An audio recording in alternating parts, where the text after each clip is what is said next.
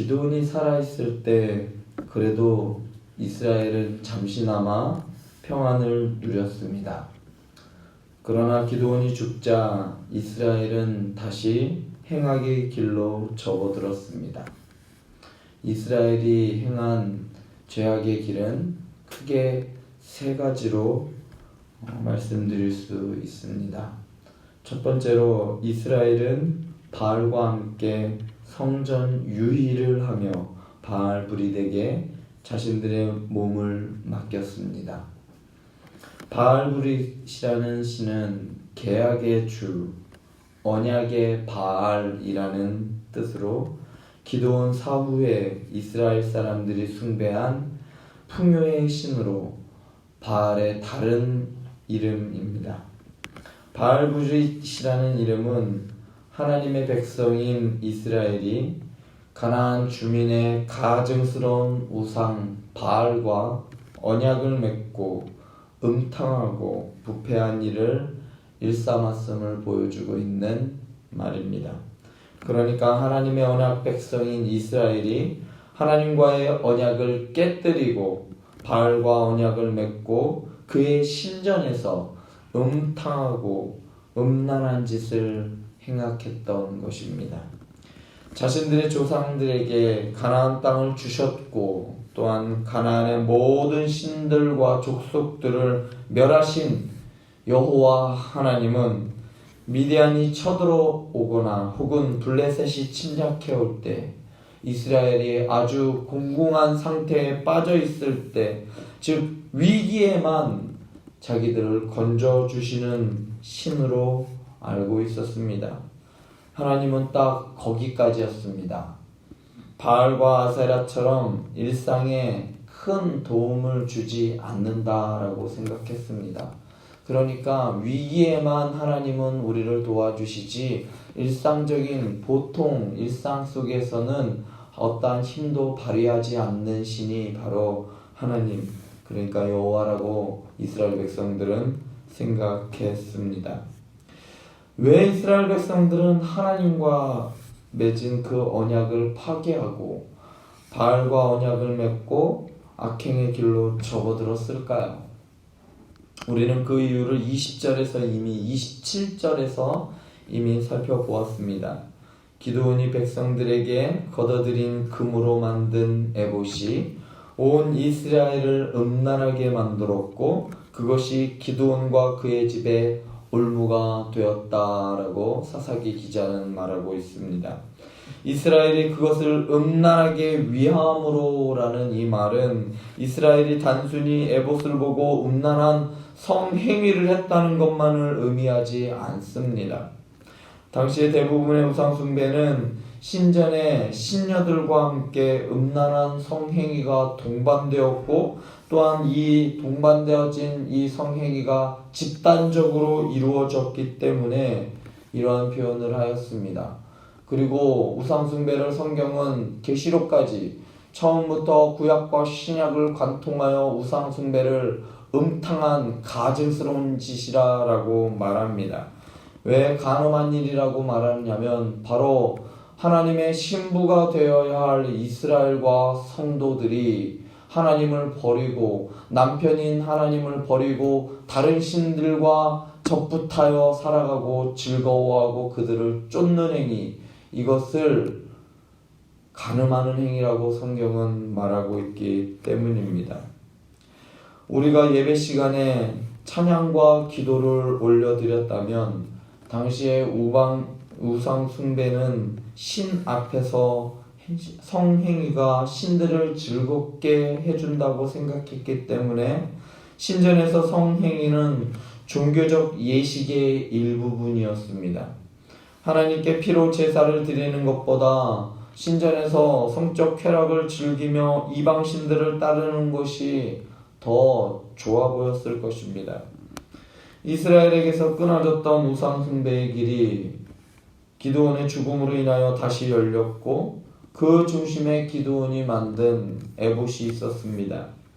자연적으로 기드온의 집에서 이방신, 그러니까 오늘 말씀에서 말하는 바알 브릿을 섬기는 신전이 다시 기드온의 집에 세워졌던 것입니다. 둘째로 이스라엘은 그들의 하나님을 잊어버렸습니다. 여호와께서는 사방의 모든 원수들로부터 이스라엘을 구원해 주셨습니다. 그런데 오늘 말씀에서 하나님을 기억하지 아니하며 라는 말은 사사기 3장 7절에서도 마찬가지로 단순히 기억상실증에 걸려서 깜빡 잊었다라는 그러한 것을 의미하지 않습니다. 분명 미디안과의 승리에 대한 기억은 그들의 마음속에 남아 있었습니다.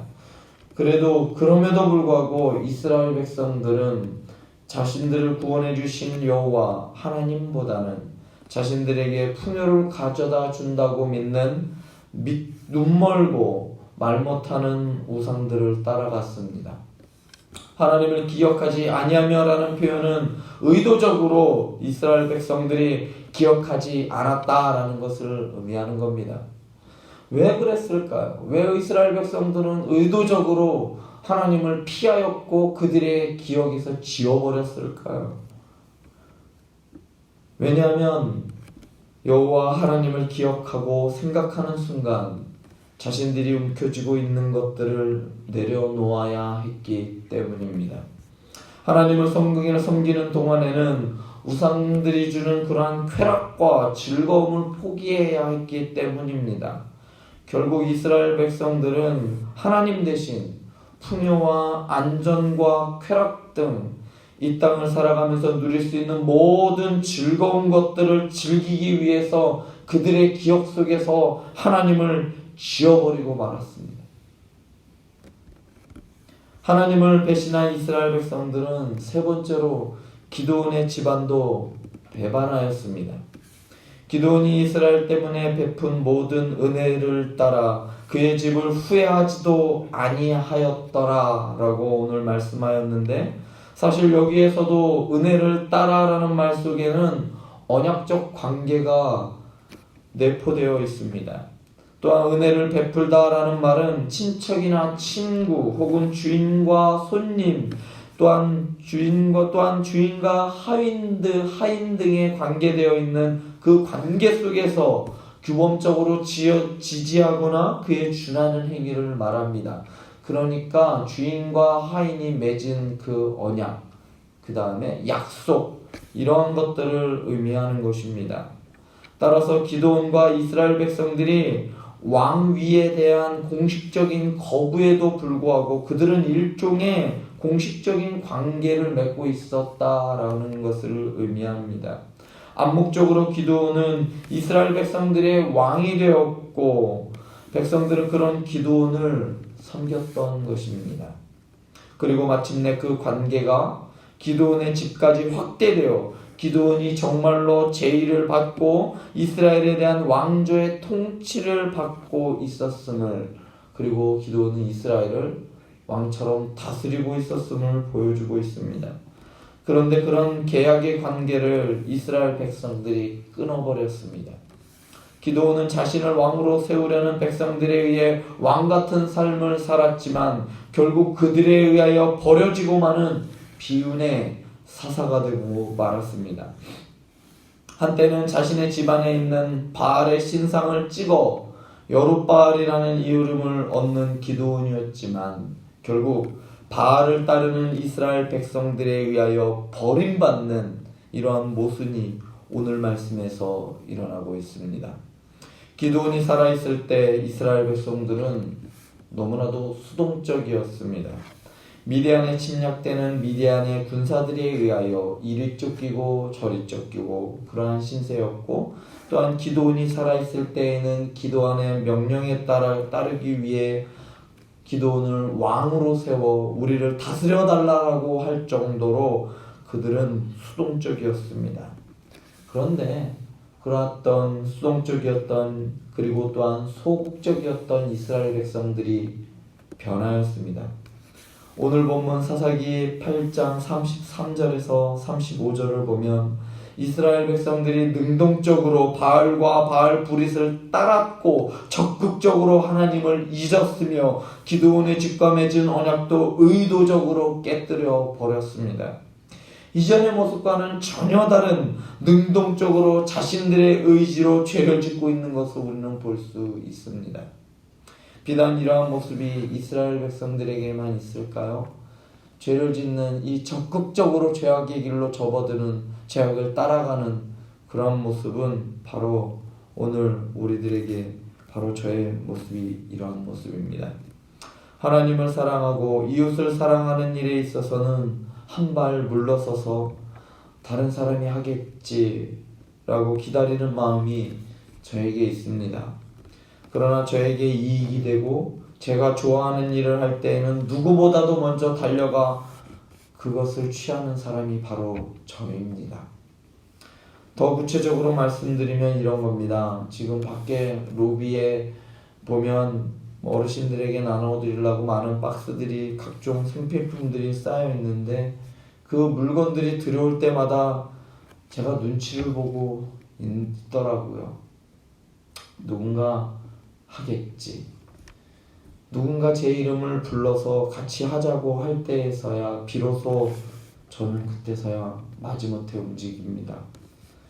그러나 치킨을 먹자고 하면 누구보다도 빠르게 어느새 손을 씻고 그 자리에 먼저 앉아 있었습니다.